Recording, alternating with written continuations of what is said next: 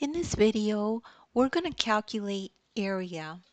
So if we have a problem like this one that says, what is the area of the rectangle? And we have a rectangle here, and this side is 5 centimeters, and this side is 3 centimeters.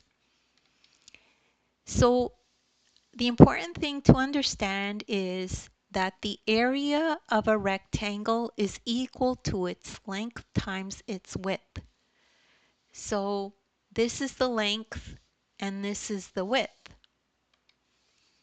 So this is also the width, and this side is 3 centimeters, so this side is also 3 centimeters. You could see it's exactly the same.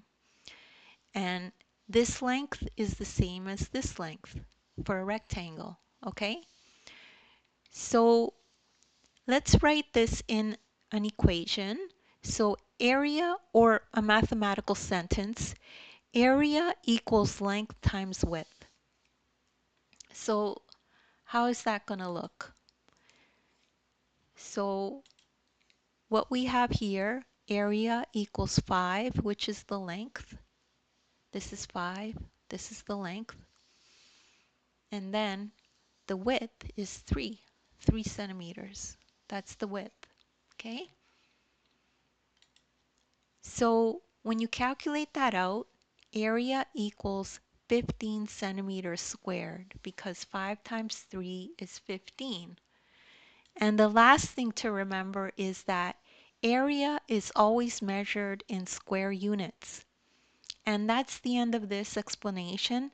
Don't worry if you don't get this right away. You could just rewatch the video. Also, I have links in the description to other videos of mine that are like this, so you could get some extra practice. As well, you could download the ebook. The ebook has this exact lesson in it, and you can follow along in the ebook as you watch the video. Make sure to like and subscribe, and thank you so much for listening.